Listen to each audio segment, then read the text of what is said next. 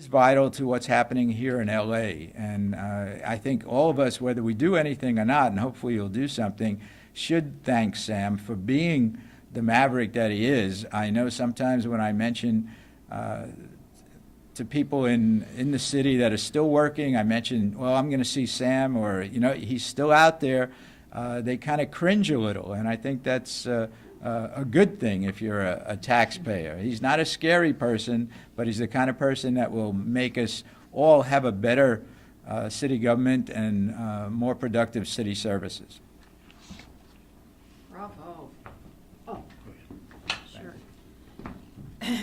My name is Patricia Berry. I'm an attorney. I've been practicing for 33 years, primarily in the area of employment discrimination.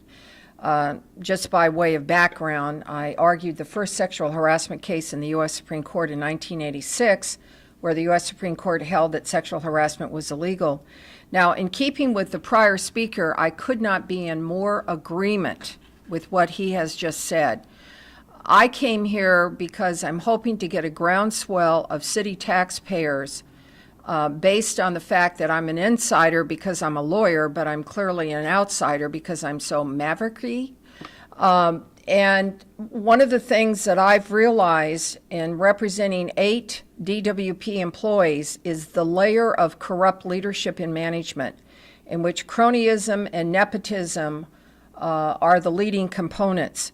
And I think it came out of, and perhaps Sam and the other speaker can clarify this, but it's my understanding that there were reorganizations and downsizing on the theory that DWP would have to compete in the unregulated market. And of course, we know what deregulation has led to, the world crisis, economic crisis, and people crying the blues that now we have socialism controlling capitalism.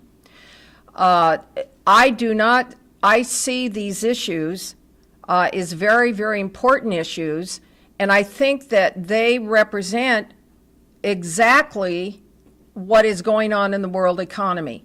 What the DWP managers have done to DWP, and probably what the other city managers have done to the city, is part and parcel of what the world economy was, in which unregulated, uncontrolled, unfettered management, uncontrolled, unfettered capitalism, in which they're dreaming up all of these financialization of capital, in which it goes layer upon layer upon layer, where you bundle mortgages and you sell it off, somebody else buys it. You have those default deals going where there is an informal insurance without sufficient capital or reserve to back up the insurance, and so on. That's exactly what has happened in DWP. I consider it to be, for want of a better word, a very sexy issue, one that affects all taxpayers. Now, if there are city taxpayers in this, for the people in attendance here, I can give you my card because I want to bring a taxpayer lawsuit. It's on a narrow issue of how Mr. Delgadillo hands out the contracts to lawyers without competition and puts more good money after bad after the employee has won fair and square, where the issues, you know, you take a look at the lawsuit, you can have lawyers look at it and say, you know, what are the appellate issues? Is it worth going forward? Where it appears to be more of a malicious effort to reverse the verdict rather than move on and quit putting, as I said, more good taxpayer after bad. That's a very, very important issue because Delgadillo has been violating the law. And in particular, in my case, he has provided a free legal defense in violation of state law to a co-worker who has already been determined by the Department of Water and Power to engage in sexual harassment. And the California Supreme Court has determined that engaging in sexual harassment after an adverse finding by your employer is not acting within the course and scope of employment. In addition, this man was never my client's supervisor. Now, that's just one issue, and probably that may involve maybe 50,000, 100,000, 150,000, whatever the defense is. But if you think he's doing that, in my case, you can imagine what he's doing in many, many cases. I think that you have these giant jury verdicts because once you get in front of just regular folks, and get it beyond the judge, get it beyond Delgadillo's office.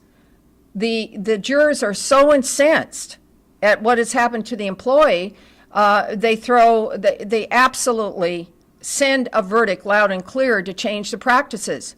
But rather than change the practices, we just get more taxation to pay out the settlements. There is no real change, and that should be the goal of these employment cases. And I want to work towards, I frankly think that the adversary system has reached the point of diminishing returns. I'm a ratepayer, and I'm incensed. I've been here in the city for 19 years, and I'm a victim as the lawyer who's had to defend against 3 lawyers who have made my life miserable when they're getting my tax dollars illegally to defend against an indefensible case. The jury's going to hear about the finding against this man. The jury's going to hear about how the management didn't protect her. Now, there's one other thing I want to say before I quit, and that is the corrupt layer of management. My client heard over and over again how these managers making top dollar had nothing but contempt for the department, for city residents, and for the protection of the public. My client was punished over and over again because she reported safety violations, and I can tell you in 2 instances, she warned them about these stations and the violations that existed, and they blew her off, including the Board of Commissioners. 2 weeks later, in 2 instances, weeks later, each of those stations blew up.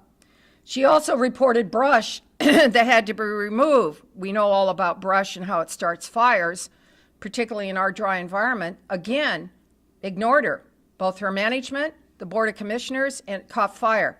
I will also tell you, and we can get the transcript, the only time that the Board of Commissioners perked up is when my client, Sarah Roper, and her background is unimpeccable. She was an electrical station operator handling as much as 50 million watts of volt to get electricity to all of us, the ratepayers' homes.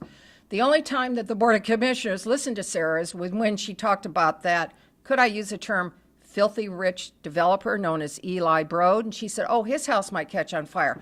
Immediately woke up and said, get the folks out there and clear that brush. So the Board of Commissioners, who, by the way, David High is a multimillionaire. Let's see, what kind of water control he has for his giant home and his lawns. We've got to bring about changes. And one of the things I want to do, again, is to bring this taxpayer lawsuit on the narrow issue of how Delgadillo is spending our money on these lawsuits, again, by doling out to the lawyers in town. And then the second thing is I would like to work very much with this group in bringing about, again, a return to civil service standards. It has been a mess, certainly in DWP, and I suspect in the city, since the late 90s.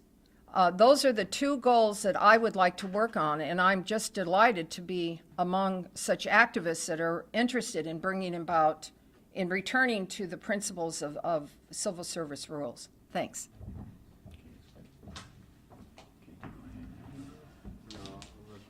I might be a little bit long. Yes, I'm Arthur Hansen. I work for Department of the Fire Department, Water and Power. I'm presently working at General Services, and I'll probably be working back at Water and Power, not necessarily in the position I should be in. But during my tenure with the city, I've seen, theft of both time and actual city materials by supervisors with the blessings of superintendents. I've seen innumerable cases of discrimination against people because, like one guy, forget his name right offhand, he found a note on his toolbox, go back to Mexico. He reported that. They said, well, he put his own note on his toolbox. That's just one instances. They don't want